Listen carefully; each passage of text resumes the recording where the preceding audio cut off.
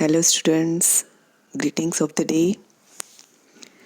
Last વિડીયોમાં આપણે આપણી સર્વગ્રાહી પાઠ્યપુસ્તકનું ચેપ્ટર 12 એટલે કે કાવ્ય 12 ફાગણીઓ સમજ્યા, જેમાં આપણે સમાનાર્થી વિરોધી અને કાવ્યની સમજૂતી કરી.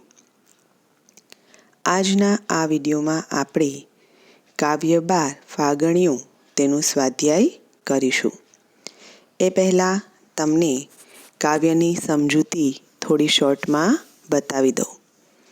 આ કાવ્ય ફાગણ મહિનામાં આવતા હોળીના તહેવાર વિશેનું છે.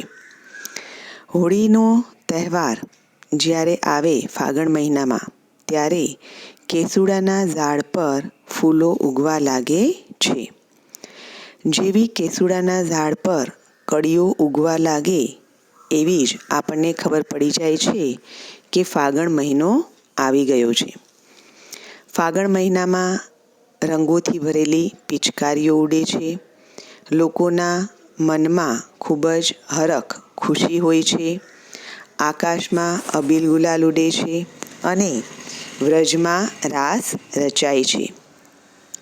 જ્યારે સરસ મજાનો પવન વાય છે, ત્યારે ફૂલોની ખુશ્બુ છે એ ચારે બાજુ ફેલાઈ જાય છે અને જે મીઠા અવાજવાળી કોકિલ કંઠવાળી કોયલ છે, એ જ્યારે ટહુકા કરે ત્યારે જાણે કે ટહુકા કરીને ફાગણ મહિનાને વધાવતી હોય, એનું વેલકમ કરતી હોય એવું લાગે છે.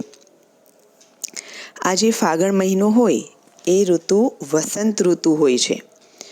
તો વસંત ઋતુને ઋતુઓનો રાજા કહેવામાં આવે છે, કારણ કે આ ઋતુમાં ઝાડ ઉપર એટલા બધા પાન અને ફૂલ આવે છે કે આખું ઝાડ છે એ પાન અને ફૂલોથી ભરાઈ જાય છે. તેથી વસંત ઋતુને ઋતુઓનો રાજા કહેવામાં આવે છે. આ ઉપરાંત ફાગણ મહિનામાં સંગીતની મહેફિલો જામે છે, સંગીતની મહેફિલો થાય છે અને એમાં વસંત બહાર રાગ ગવાય છે. હોળીના તહેવારમાં રંગોની ઉજાણી ઉડે છે, એટલે કે ચારે બાજુ રંગો જ ઉડતા હોય છે અને એ જોઈને કેસુડો છે એ હરખાય છે, ખુશ થાય છે. આ ઉપરાંત હોળીના તહેવારમાં ચેતનના ફુવારા છૂટે છે, મતલબ કે બધા લોકો છે એ ખૂબ જ ખુશ હોય છે, એક્ટિવ હોય છે. કોઈ પણ એમને બેસી શકતું નથી. અને હોળીના ઉત્સવમાં જે ગીત ગવાય છે તેને હોરી કહેવામાં આવે છે. તો આ લોકો બધા છે એ હોરી ગાય અને ધૂમ મચાવે છે. તો આવો ફાગણ મહિનો, જે મજાનો ફાગણ મહિનો આવે છે, ત્યારે હોળીનો તહેવાર લઈ આવે છે અને બધા લોકો ખૂબ જ ખુશ થઈ જાય છે. તો આ થયો કાવ્યનો સારાંશ, એટલે કે કાવ્યમાં શું કહેવામાં આવ્યું છે એ. હવે જોઈએ કાવ્યનું સ્વાધ્યાય, જે તમને તમારી પાઠ્યપુસ્તકમાં પેજ નંબર 69 ઉપર આપેલું છે. પેજ નંબર 69, કાવ્ય 12નું સ્વાધ્યાય. પ્રશ્ન 1. નીચેના પ્રશ્નોના ઉત્તર માટે આપેલા વિકલ્પોમાંથી સાચો ઉત્તર શોધીને બોક્સમાં લખો. હવે સૌથી પહેલાં એક વાત કહી દઉં કે અહીંયા તમને 5 MCQ એટલે કે 5 વિકલ્પ આપેલા છે અને તેની સામે તમને જોઈ શકો છો કે તમને બોક્સ 6 આપેલા છે. તો તમને સ્ક્રીન ઉપર જેમ દેખાય છે એમ તમારે બીજા બોક્સમાં આવી રીતે ચોકડી કરી દેવાની છે, મોટું ક્રોસ કરી દેવાનું છે. એ જે બીજા નંબરનું બોક્સ છે એ એક્સ્ટ્રા બોક્સ ભૂલથી પ્રિન્ટિંગ થઈ ગયેલું છે, તો એમાં આપણે ક્રોસ ચોકડી કરી દઈશું. હવે શરૂ કરીએ. પહેલો પ્રશ્ન છે, ક્યાં બેસીને ફાગણીઓ લહેરાયો છે? જેના 4 ઓપ્શન આપણને આપેલા છે. ક પાને પાને, ખ હૈયે, ગ મહેફિલો અને ઘ કેસુડાની કળીએ. તો તેનો સાચો જવાબ થશે કેસુડાની કળીએ. તો ઘમાં તમારે રાઈટ ટિક માર્ક કરવાનું છે અને બોક્સમાં લખવાનું છે ઘ. નેક્સ્ટ નંબર 2 આપેલું છે, અબીલ ગુલાલ ક્યાં ઉડે છે? જેના 4 ઓપ્શન આપેલા છે. ક મેદાનમાં, ખ ગગનમાં, ગ ધરતી પર કે ઘ ઘરમાં? તો એનો સાચો જવાબ થશે ખ ગગનમાં. તો ખ ગગનમાં ત્યાં રાઈટ ટિક માર્ક કરી બોક્સમાં તમારે ખ લખવાનો છે. નેક્સ્ટ નંબર 3 છે, ફાગણીઓ આવતા ક્યાં રાસ રચાયો છે? જેના 4 ઓપ્શન આપેલા છે. ક વ્રજમાં, ખ ગોકુળિયામાં, ગ મથુરામાં, ઘ ચોકમાં. તો આપણને કાવ્યમાં આપેલું છે એનો સાચો જવાબ થશે ક વ્રજમાં. ક વ્રજમાં રાઈટ ટિક માર્ક કરી બોક્સમાં ક લખવાનું છે. નેક્સ્ટ નંબર 4 છે, ફાગણ માસમાં શેની મહેફિલ જામી છે? તો તેના 4 ઓપ્શન આપેલા છે. ક સંગીતની, ખ લગ્નની, ગ આનંદની અને ઘ ઉત્સવની. તો તેનો સાચો જવાબ થશે ક સંગીતની. ક સંગીતની એમાં રાઈટ ટિક માર્ક કરી બોક્સમાં ક લખવાનું છે. નેક્સ્ટ નંબર 5 આપેલું છે, હોળીના ઉત્સવમાં ગવાતા ગીતને શું કહેવાય? તો તેના 4 ઓપ્શન આપેલા છે. વસંત બહાર, ખ હોરી, ગ ફોરમ અને ઘ ઉજાણી. હવે આ પ્રશ્નમાં એક ખાસ ધ્યાન રાખવાનું છે કે વસંત બહાર અને હોરી બંને આપેલું છે. તો કદાચ તમને કન્ફ્યુઝન થઈ જાય, પણ ગીત આવે એટલે હોરી આવશે. વસંત બહાર છે એ રાગ છે, એ ગીત નથી. બરાબર? વસંત બહાર રાગ ગવાય છે સંગીતની મહેફિલોમાં. તો જ્યારે આપણને હોળીના ઉત્સવમાં ગવાતા ગીતનું પૂછવામાં આવે ત્યારે એનો જવાબ હોરી આવશે. તો ખ ઉપર રાઈટ ટિક માર્ક કરી બોક્સમાં લખવાનું રહેશે ખ. આગળ વધીએ. પેજ નંબર 70 ઉપર તમને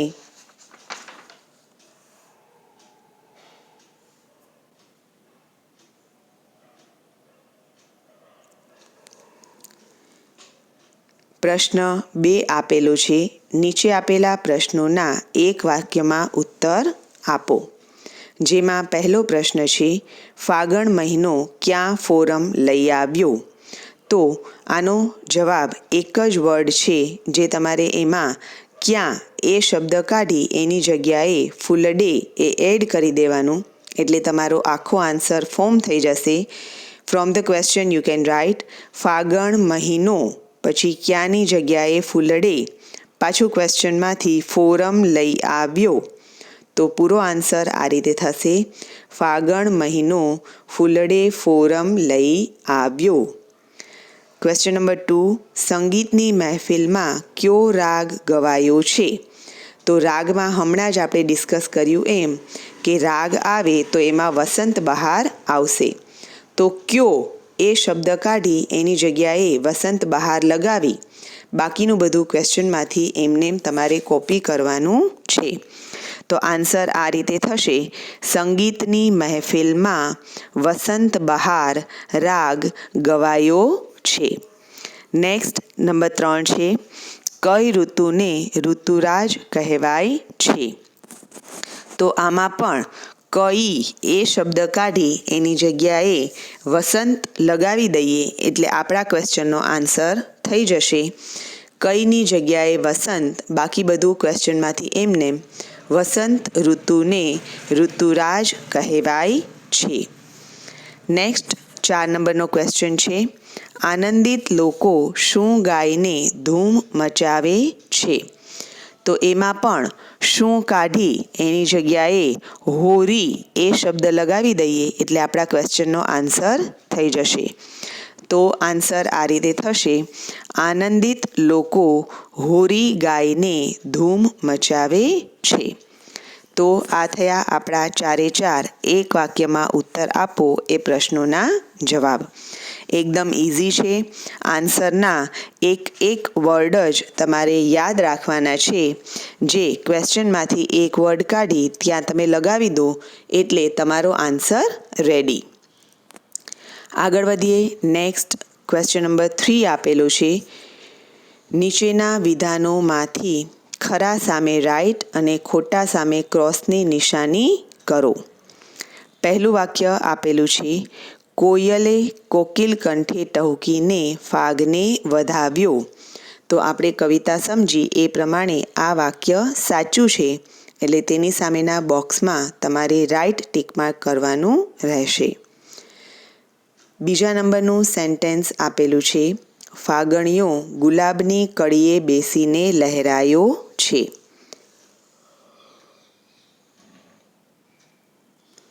આપણે કવિતામાં જોયું કે ફાગણ મહિનો છે એ કેસુડાની કળીએ બેસીને લહેરાય છે. તો આ વાક્ય ખોટું થશે, એટલે તેની સામેના બોક્સમાં તમારે ક્રોસ કરવાનું રહેશે. નેક્સ્ટ નંબર 3 આપેલું છે, ફાગણ મહિનામાં રક્ષાબંધનનો તહેવાર આવે છે.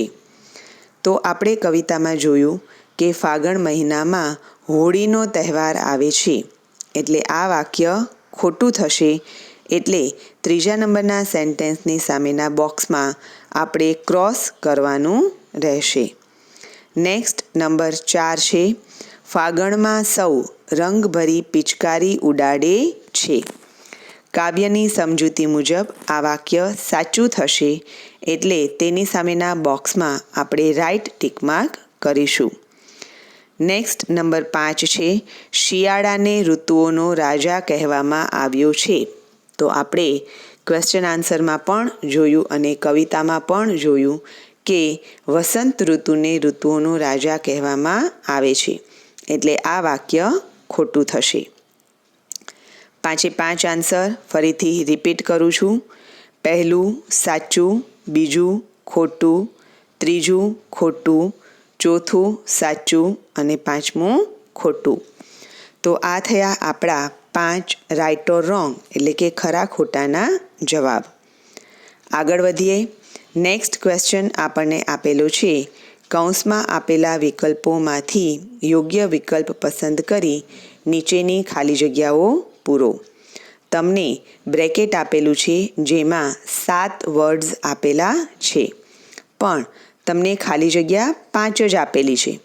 ઇટ મીન્સ કે તમને 2 વર્ડ્સ કન્ફ્યુઝન માટે આપેલા છે, ખોટા વર્ડ્સ એમાં વધારાના આપેલા છે, જેથી કરીને તમારે ખાસ ધ્યાન રાખી અને જે સાચો જવાબ હોય એ વર્ડ જ ખાલી જગ્યામાંથી ચૂઝ કરવાનો રહેશે.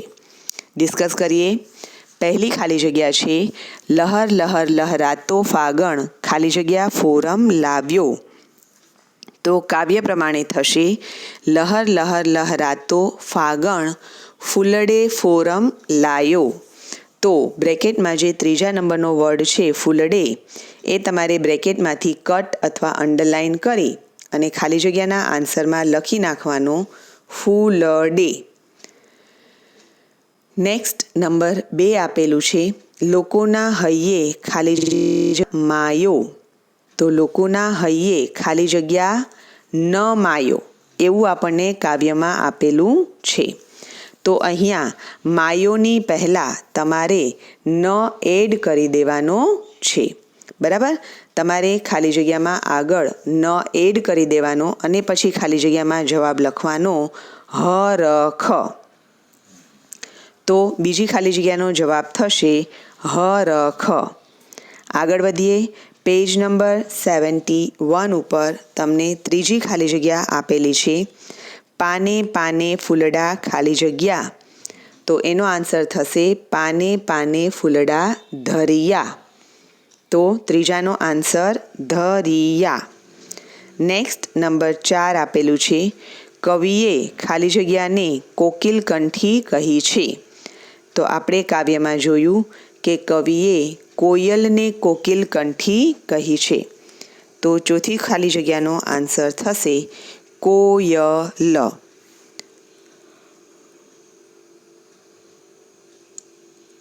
ત્યારબાદ 5મા નંબરની ખાલી જગ્યા આપેલી છે, કાવ્યમાં ખાલી જગ્યા શબ્દના અર્થ માટે ઉજાણી શબ્દ વપરાયો છે. તો ઉજાણી માટે કાવ્યમાં મહેફિલ શબ્દ વપરાયો છે. તો બ્રેકેટમાંથી મહેફિલ શબ્દ જોઈ ત્યાં કટ અથવા અંડરલાઇન કરી અને 5મી ખાલી જગ્યાના આન્સરમાં લખવાનું મહેફિલ. તો આ રીતે તમે જોઈ શકો છો કે 5 ખાલી જગ્યાના જવાબ લખ્યા બાદ રાજવી અને રાસ એ બંને આપણને બ્રેકેટમાં વધારાના શબ્દો કન્ફ્યુઝ કરવા માટે આપેલા છે. તો જ્યારે તમે અંડરલાઇન કે કટ કરીને આન્સર લખો ત્યારે બ્રેકેટમાં આ 2 વર્ડ બાકી રહી જશે. તો આ થયા આપણા 5 ખાલી જગ્યાના આન્સર્સ. નેક્સ્ટ ક્વેશ્ચન આપણને આપેલું છે, નીચે આપેલી કાવ્ય પંક્તિનો અર્થ વિસ્તાર કરો. આપણને પંક્તિ આપેલી છે કે લહર લહર લહરાતો ફાગણ ફૂલડે ફોરમ લાયો, કોકિલ કંઠી કોયલડીએ ટહુકી ફાગ વધાયો, આવ્યો ફાગણિયો રૂડો ફાગણિયો, કેસુડાની કડીએ બેસી ફાગણિયો લહેરાયો. તો આન્સર આપણે આ રીતે લખશું. આ પંક્તિનો અર્થ થાય છે કે જ્યારે ફાગણ મહિનો લહેરાતો આવે છે ત્યારે ફૂલોની ફોરમ, તમે અહીંયા સુગંધ પણ લખી શકો, ફૂલોની ફોરમ ચારે બાજુ ફેલાય છે અને કોકિલ કંઠ ધરાવતી કોયલ ટહુકા કરી ફાગણ મહિનાને વધાવે છે. ફાગણિયો આવ્યો છે એટલે કે ફાગણ મહિનો આવ્યો છે, રૂડો ફાગણિયો એટલે કે રૂડો ફાગણ મહિનો આવ્યો છે. કેસુડાની કડીઓને જોઈને એવું લાગે છે કે જાણે ફાગણ તેના પર બેસીને લહેરાય છે. બરાબર, આ થયો આપણી પંક્તિનો અર્થ. હવે જેમ મેં તમને કહ્યું એમ કે અહીંયા આપણે ફોરમ લખેલું છે, તો એ ફોરમની બદલે તમે તમારી શબ્દોમાં લખો ત્યારે સુગંધ લખો તો પણ ખોટું ના પડે. બીજું, ફાગણિયો આવ્યો છે તો એમાં આપણે અહીંયા ફાગણિયો જ લખ્યું છે, પણ તમે તમારા શબ્દોમાં લખો ત્યારે ફાગણ મહિનો આવ્યો છે એમ પણ લખી શકો. તો આ થયો આપણો કાવ્ય પંક્તિનો અર્થ વિસ્તાર. હવે નેક્સ્ટ પેજ નંબર 72 ઉપર તમને સ્વાધ્યાયનો લાસ્ટ ક્વેશ્ચન આપેલો છે. નીચે આપેલા શબ્દોની જોડણી સુધારો. તમને 6 વર્ડ્સ આપેલા છે, ડિસ્કસ કરીએ. પહેલો શબ્દ આપેલો છે છુટિયા.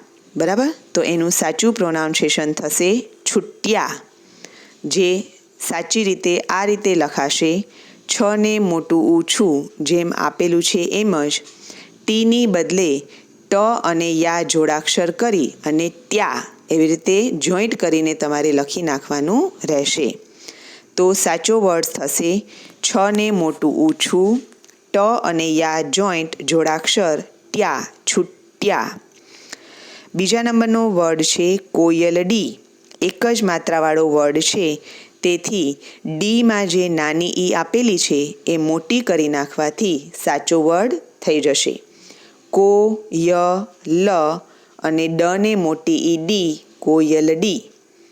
નેક્સ્ટ ત્રીજા નંબરનો વર્ડ પણ એક જ માત્રાવાળો છે. કે એમનેમ લખાશે, સુ જે નાનું ઉ છે એ મોટું ઉ થઈ જશે અને ડો એમનેમ, એટલે કે સ ને મોટું ઉ સુ અને ડો, કે સુ ડો. નેક્સ્ટ નંબર 4 આપેલું છે મહેફિલ, જેનું સાચું પ્રોનાઉન્સિએશન થશે મહેફિલ.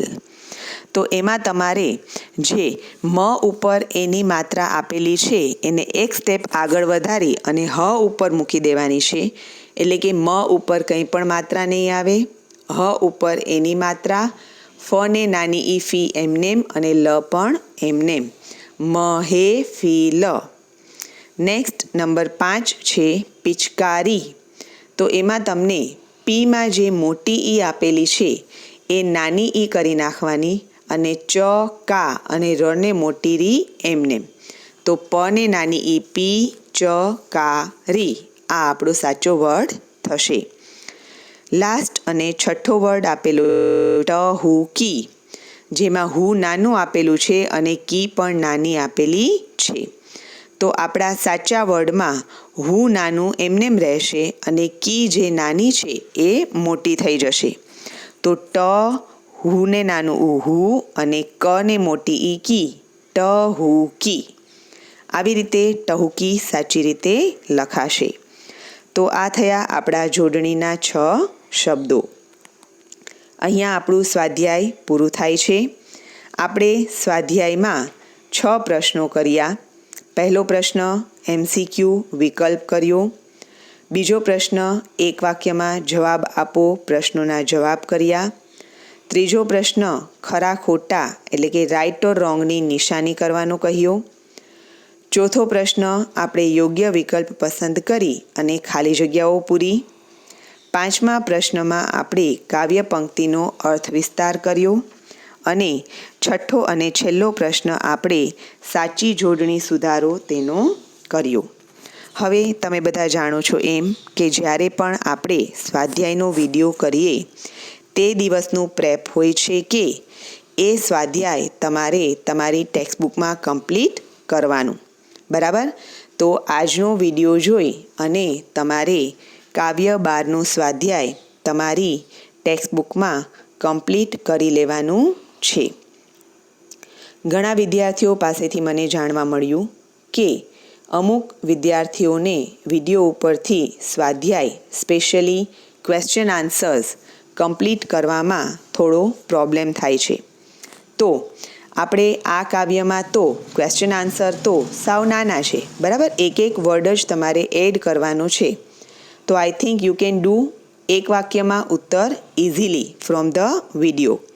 પણ કાવ્ય પંક્તિનો અર્થ વિસ્તાર છે એ મોટું છે એટલે આ વિડીયોની સાથે હું કાવ્ય પંક્તિનો અર્થ વિસ્તાર કરો એ પ્રશ્નની PDF મોકલું છું, જેથી કરીને તમે એ PDFમાંથી જોઈ અને તમારી કાવ્ય પંક્તિનો અર્થ વિસ્તાર ઇઝીલી અને સરસ રીતે તમારી ટેક્સ્ટબુકમાં લખી શકો. સાથે સાથે પાઠ 11ના પ્રશ્ન જવાબની PDF પણ હું મોકલી રહી છું, જેથી જે લોકોને વિડીયો ઉપરથી પ્રશ્ન જવાબ લખવામાં પ્રોબ્લેમ થાય છે એ લોકો એ PDF જોઈ અને પ્રશ્ન જવાબ પણ કમ્પ્લીટ કરી શકે. તો ફરીથી એક વખત તમારે તમારી ટેક્સ્ટબુકમાં પાઠ 11 અને કાવ્ય 12ના સ્વાધ્યાય કમ્પ્લીટ કરી લેવાના છે. આઈ હોપ મેં તમને જે કહ્યું એ તમને સમજાઈ ગયું હશે અને તમે તમારું સ્વાધ્યાય આજને આજ જ કમ્પ્લીટ કરી લેશો. Thank you so much. Have a nice day. Take care.